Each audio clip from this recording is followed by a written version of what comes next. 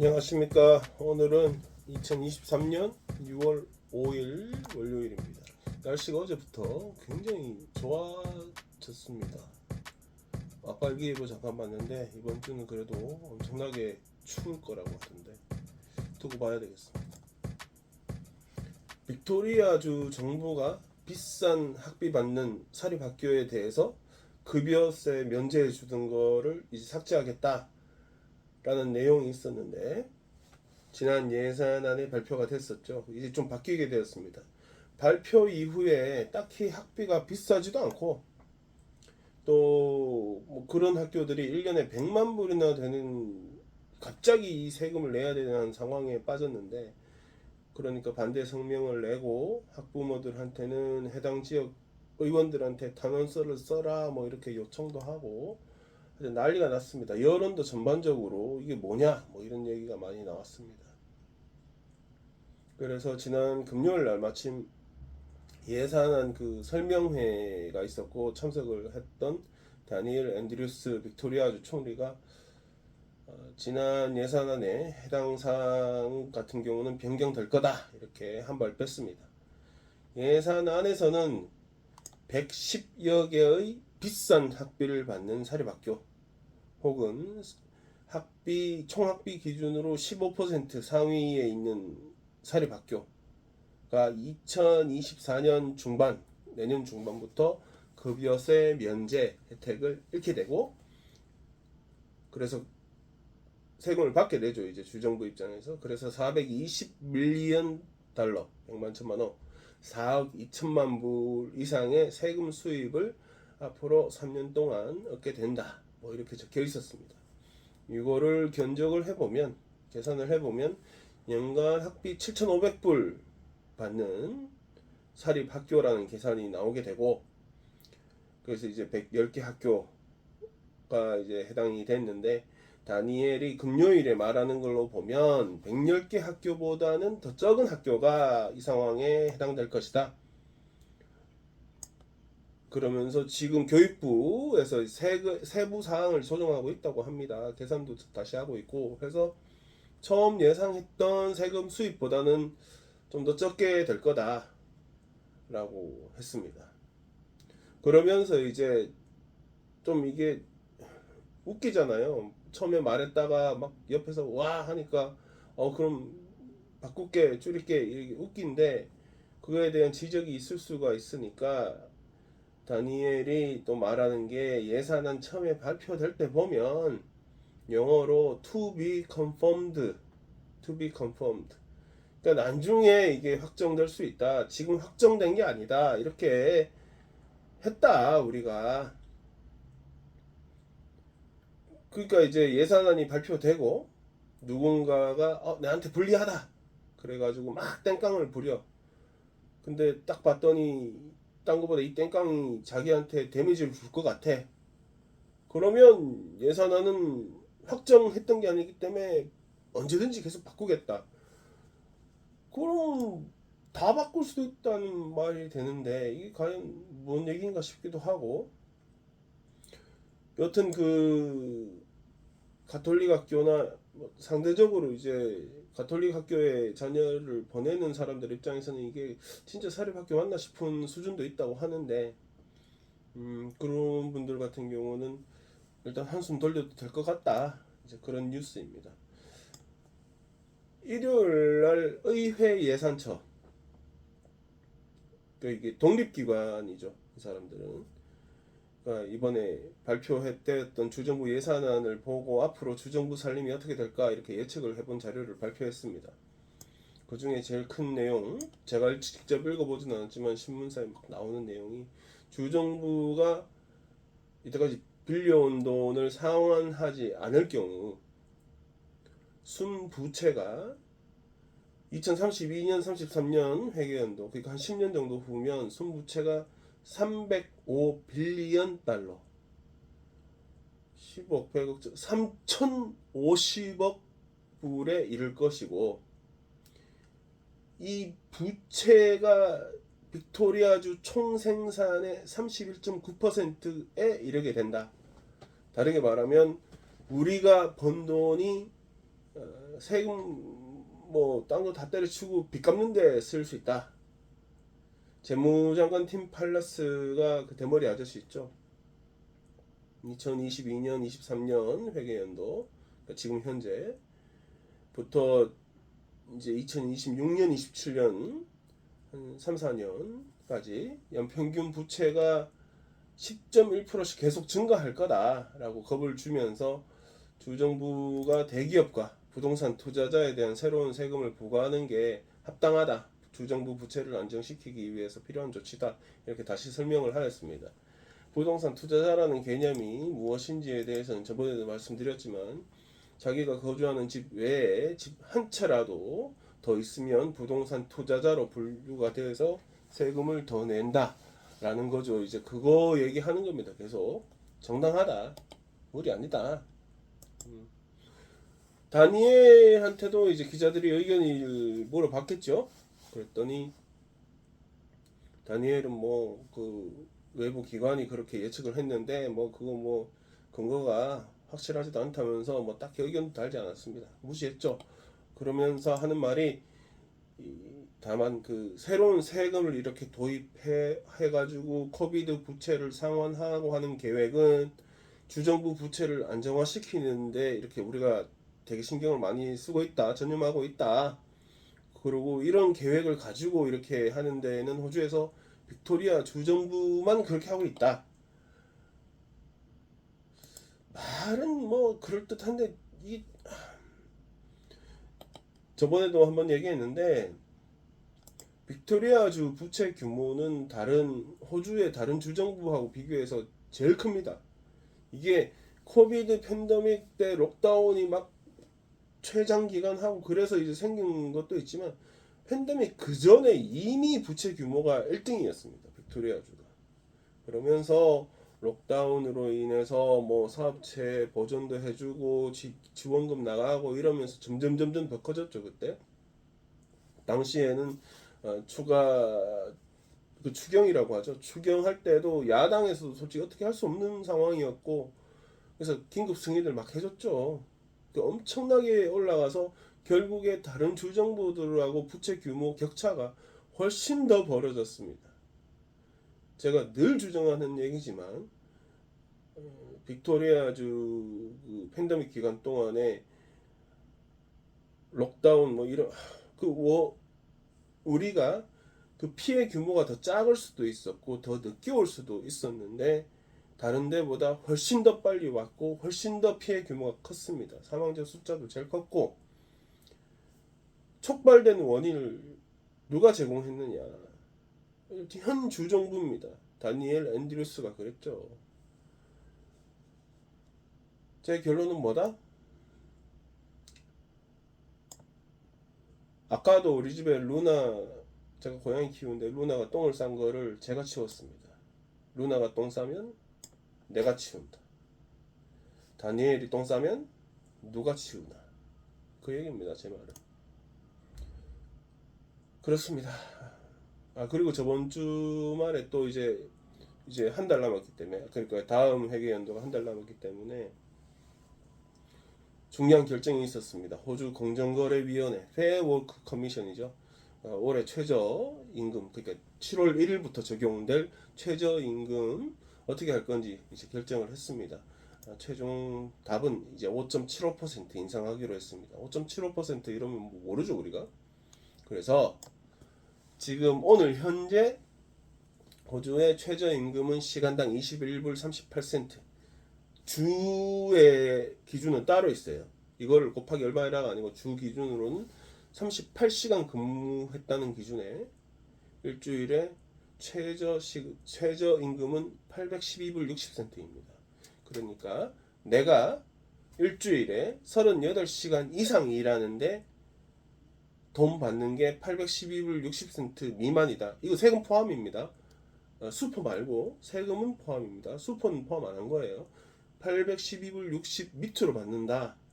이러면 지금 최저임금보다 못 받고 있는 겁니다. 여러분은 만약에 그렇게 받고 있다면 여러 가지 생각을 해봐야 되겠죠.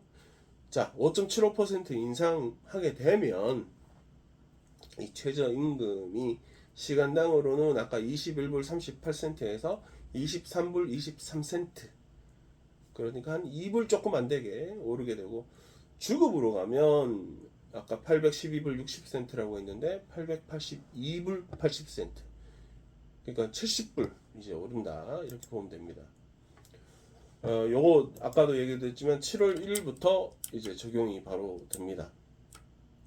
여기 결정이 나오기 전에 호주 노조협의회죠. ACTU에서는 이제 7% 인상안을 갖고 나왔었고, 처음에 6.5에서 6.5 했다가 7.7%로 이제 계속 요구했고, 반대편이죠. 사용자 측이죠. 호주 상공회의소하고 또 각종 고용주 단체들이 있어요. 단체마다 조금씩 다르지만 안 하면 제일 좋지만 그래도 해야 된다면 3.5% 뭐 3.7% 양보해서 4%까지 뭐 이렇게 하는 단체도 있었는데, 최종적으로 결정된 거는 아까 얘기했듯이 5.75% 이렇게 됐습니다. 지금 현재 호주에서 이 최저임금을 받고 있는 근로자는 250만 명 정도. 엄청나게 많네요, 생각보다. 그리고 작년에 최저임금 인상률은 5.2%였습니다.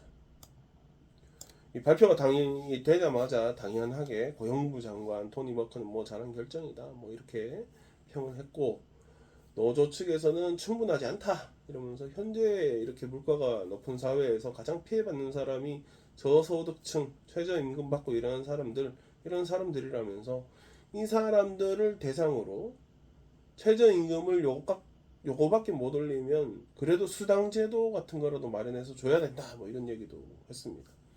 반대편 사용자 측 상공회의소 뭐 이런 데서는 지금 5.75를 올리면 안 그래도 지금 전기, 가스비, 뭐 원자재 값 다 올랐는데, 대기업이야 뭐 몰라도 소규모 사업장 같은 경우는 치명타다 이거는. 그래 되면 이건 사업장 문 닫거나 아니면 있는 직원도 줄이거나, 있는 직원들 특히 이제 뭐 시간제로 이제 일하는 사람들 같은 경우는 시간 줄일 수밖에 없다.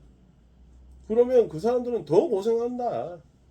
뭐 이런 주장을 하고 있습니다. 그리고 또 인플레이션을 줄이는데 도움이 절대 안 된다. 뭐 이런 주장도 했습니다. 제가 이거를 이렇게 몇 가지를 읽고 이렇게 읽어보고 나름 조사도 하고 이렇게 뉴스를 올리는데, 그러다가 보니까 가끔 엉뚱한 게 걸리긴 해요.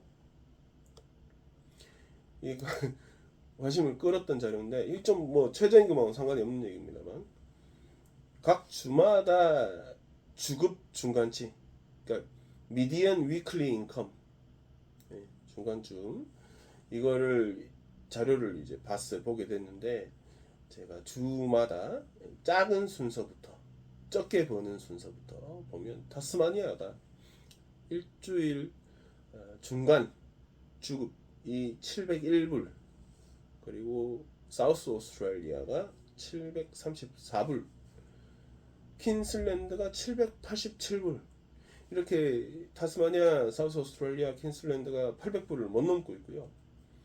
뉴사우스 웨일즈가 813불, 그리고 웨스턴 오스트레일리아가 848불. 웨스턴 오스트레일리아는 더 벌어야 되는 거 아니야? 인간적으로. 하여튼 뉴사우스 웨일즈가 813, 소호주가 848. 노던 테리토리가 뭐 대부분 상식적으로 이제 받아들이는 게 제일 비싸지 않을까, 인건비가 해서 실제로도 936불 주에 936불 아니라 뭐 1000불 넘게 준다 그래도 더워서 갈 생각은 전혀 없지만, 그리고 ACT 캔버라가 1203불이었습니다. 캔버라 사람들이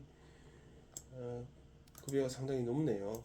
그러니까 ACT에 일하면서 주에 800 몇십 불 이렇게 벌면 참 기분이 지저분할 것 같습니다. 더럽다고 하는 게 표현이 맞겠다. 자, 그럼 우리가 사는 빅토리아주는 얼마냐? 미디안 위클리 인컴, 요게 2021년 센서스 자료입니다. 지금 좀 더 올랐겠죠 당연히. 803불입니다. 803불. 아까 퀸슬랜드, 나머지 사우스 오스트레일리아, 타스마니아가 700불대라고 내가 그랬고, 뉴사우스 웨일즈가 813불 이랬는데 빅토리아주는 그 사이에 803불. 뭐 개인적 얘기인데 브리즈번에 지금 오늘 당장 필요한 버스 기사가, 그러니까 관광버스 이런 거 말고 이제 노선버스 기사가 뭐 200명인가 300명인가 그렇다 뭐 이런 얘기가 저번에 있었습니다. 기사가. 그러면서 저희가 기사 휴게실에서 이런저런 얘기를 했는데, 야 지금 가면 당장 고용이 되겠다 뭐 이런 얘기 했죠. 근데 이제 시급이 20 몇 불대라나 뭐 그래서 그 애들이 그 어떻게 가니, 가는 비용도 만만치 않을 텐데 얼어 죽는 한이 있어도 멜번에서 얼어 죽겠다. 그랬더니 뭐 거기 집값 싸냐, 집값 더 비싸면 더 비쌌지 절대 싸지 않다 뭐 이런 얘기도 하고 뭐 그랬던 기억이 납니다. 하여튼 생각보다 시간당 급여가 비싸지 않더라. 브리스베인이. 멜번은 그나마 나라에서 한 중간치는 하는 것 같다. 중간치보다 약간 아쉬운 것 같긴 하다만 뭐 요런 거 1등하면 좋은데, 응? 부채 1등 이런 거 말고. 너무 내 생각인가? 자 다음은 그 제가 참 이건 아무리 평생을 생각해도 아마 이해를 못할 건데, 안전주사실. 그러니까 이 마약 하는 사람이 뭐 마약을 이렇게 하는 방법이 여러 개가 있겠지만 주사로 하는 경우가 있는데, 이 사람들이 안전하게 그 주사로 마약을 흡입한 아니지 주사 받는다 그런 시설이 리치몬드에 있습니다. 문제가 많죠. 뭐 이거 이야기하면 제가 한 두세 시간 이야기할 자신도 있습니다. 그 시설이 원래 임시시설, 시범 운영 시설이었다가 얼마 전에 연구시설로 이제 확정됐다 이런 뭐 보도가 나왔었습니다. 그러면서 두 번째 시설이 멜번 시내 한복판에 설치될 것이라 뭐 이런 얘기가 많이 나오고 있습니다. 나오는 이유는 그 킹빅토리아 마켓 주변 얘기도 나왔다가 그건 제가 알기로 아마 철회된 것으로 알고 있고, 그 멜번 시내 그 플린더스 역, 이 거기 플린더스 스트리트 있고 그 디그레이브스 스트리트와 레이니아 그 카페 많은 데 있잖아요. 그 코나 건물을 얼마 그 팬데믹 기간 동안 주정부가 매입했습니다. 그러면서 아마 거기다가 주사실 만들 거다라는 얘기가 막 엄청 나왔습니다. 아직까지 주정부에서는 아닌데? 라고 대답을 안 했습니다. 맞다고도 대답 안 했습니다. 하여튼 대답을 안 하고 있습니다. 정부 주장은 하여튼 의료진 입회하에서 사람이 마약을 투약할 수 있어서 혹시 모를 과다 마약 투약으로 인한 사망 사고에 대비한다. 실제로 시범 운영 기간 동안에 수십 명의 생명을 살릴 수 있었다. 뭐 이런 얘기입니다. 마약은 해도 소중한 인명을 구해야 된다. 저도 그 말 자체에 대해서는 동의합니다만 하여튼 뭐 그게 취지기도 하고 그래서 더 설치를 하겠다라는 게 주정부 입장입니다. 지금 현재. 그런데 얼마 전부터 제가 이렇게 관심이 있으니까 보이니까 보면 이걸 더 만들어야 된다, 더 빨리 만들어야 된다 라는 여론이 뭐 많다 이런 기사가 간간히 보였어요. 그래서 무시했죠. 제 생각에 그걸 왜 자꾸 만들어 라는 생각밖에 못하고 있으니까 무시하고 있었는데, 오늘 헤럴드 선에 나온 거는 그런 여론을 감당하기 위해서 뭐 아니면 수요를 감당하기 위해서 시내에 모발 안전주사 버스, 버스에 의료진이 대기하고 있겠죠. 그리고 시내 어디에 주차를 하면 마약하는 사람들이 올라와서 거기서 안전하게 주사를 맞고 마약을 하고 이제 이거를 실시하려고 지금 알아보고 있는 상황이랍니다. 이해가 안 된다. 어떻게 이해를 해야 되지? 누가 이해할 수 있으면. 지난번에 리치몬드 시설에 대해서도 그게 연구 시설 된다고 했을 때 자세하게 보고서를 공개 안 했습니다. 정부에서. 단지 뭐 60 몇 명인가 살렸다 뭐 이 정도 말만 나오고 이제 개요 같은 그런 거 자료만 나왔었고 제가 알기로는. 그리고 두 번째 시술 어떻게 한다. 아까 말씀드렸죠. 정부가 대답을 잘 안 해줍니다. 이거를. 그리고 지금 안전주사 버스에 대한 자료도 이제 뭐 요청을 했나 본데 뭐 그런 거 생각만 하고 있다. 이 정도 대답인가 봅니다. 반대 의견이 나올 거니까 뭐 좀 감추고 싶겠지. 근데 이해하는데 그래도 이건 보여줘야지. 응? 시드니 같은 경우는 제가 알기로 킹스 크로스에 있나 뭐 그런 걸로 알고 있는데 킹스 크로스 같은 경우는 대표적 유흥가죠. 그래 뭐 있을 수 있다 생각이 들어요. 멜번 같은 경우는 그런 대표적 유흥가가 어디 있는지는 제가 잘 모르겠습니다만 지금 리치몬드 시설 같은 경우는 주택가 한복판에 있습니다. 바로 앞에 학교도 있어. 애들이 학교 가는데 옆에 막 주사기 빈 거 텅텅. 왜냐하면 마약하는 애들이 솔직히 맨정신은 아닐 거 아닙니까? 제가 안 해봐서 모르겠다만 그거 들어가서 맞고 나와서 집에 가면 되지만 안 그런 애들이 더 많을 거 아닙니까? 또 내가 마약이 떨어졌어. 그럼 어디 마약 구입할 거 아니야? 전화했다 쳐. 어디서 만날까? 그 주사실 앞에 거기 있으래. 내가 갖다 줄게. 이런 상황이 벌어지니까 사용한 주사기가 막 여어져 떨어 애들 학교 가는데 그걸 본다는 거예요. 몇 년 전에는 안에 들어가서 주사 안 맞았나 보지. 딴 데서 맞고 주사실을 갔던가 아니면 주사실 밖에서 에라이 여서 맞아 그랬나 보지. 많이 맞아서 죽은 사람도 있었어요. 애들 등교하는데 마약 해가지고 죽은 사람 시체를 보는 거야. 근데 뭐 성과가 좋다고 지금 두 개를 한 개를 다 하겠다. 응? 뭐 버스 이, 이해가 안 되는 거지 나는. 누가 이해하고 있으면 설명 좀 부탁드립니다. 안 그래도 열받는 거 많은데. 일주일 전 월요일 날 아침 생방송 그 뭐 호주 방송은 좀 단순하지 않습니까? 미국에서 아니면 외국에서 들고 온 방송 해주던가 자기들이 한 방송 보면 아우 나는 막 그 예능 이런 거 보면 중간 광고도 광고지만 특히 그 왜 일반인들이 이렇게 참가하는 방송들 있잖아요 예능 이 뭐 중간에 말이 많아가지고 보질 못해. 응? 그 이야기 아니고 일주일 전에 채널 7 아침 간판 방송이죠. 선라이즈. 거기 이제 20년 넘게 데이빗 코치라는 남자분, 이분이 그 포트 아들레이드 풋볼 클럽 구단주도 하고 있습니다. 이 사람이 이제 가족들하고 시간 보내겠다, 풋볼에 더 열중하겠다 이러면서 이제 은퇴를 갑작스럽게 발표했습니다. 생방송 중에 했습니다. 그래가지고 제가 참 대단하다 뭐 이랬던 적이 있는데 후임자로 맷 시빙턴, 호주 애들은 줄여서 말하죠. 시보라고 주로 부릅니다. 시보가 1978년생인데 이 양반이 호주 육상 100m 스프린터 국가대표를 98년부터 2002년도까지 했었습니다. 뭐 2000년 시드니 올림픽에 국가대표로 출전을 했죠. 제가 알기로는 세미파이널 준결승까지 가서 5등 했나 뭐 그렇게 하고 메달은 따로 따지는 못했습니다. 그래도 호주는 육상 스타나 뭐 수영 스타나 이런 사람들 각종 스포츠 뭐 딴 거 다른도 스포츠 스타들을 되게 유명하게 봐주죠. 한국보다는 하여튼 스포츠 스타의 위상이 굉장히 높습니다. 제가 느끼기에는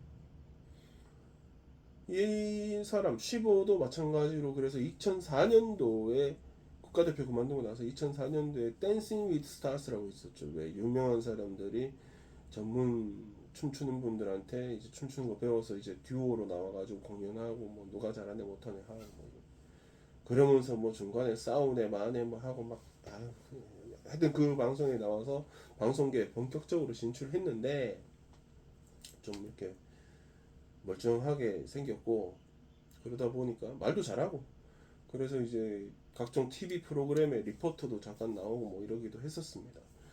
그러다가 이제 채널 세븐하고 계약을 하면서 선라이즈의 이제 코치가 대한민국 같은 경우는 뭐 누가 뭐 몇십 년 동안 하루도 안 빠지고 방송했다 이런 게 많지만 호주 같은 경우는 솔직히 자기가 거기서 일을 하면 병가도 갈 수 있고 뭐 휴가도 갈 수 있고 주말에는 쉬고 이런 게 되니까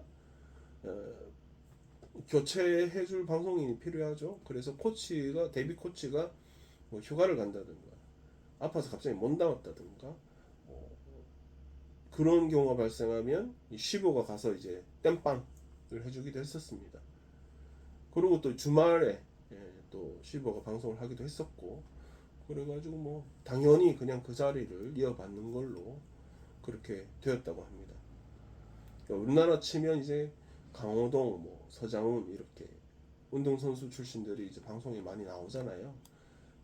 호주 같은 경우는 그게 너무 많아서 뭐 특별한 뉴스는 아닙니다만 여튼 20년 동안 진행했던 데이빗 코치의 빈자리를 맷 쉬빙턴이 채우게 되었다. 그게 오늘 전하는 마지막 소식입니다.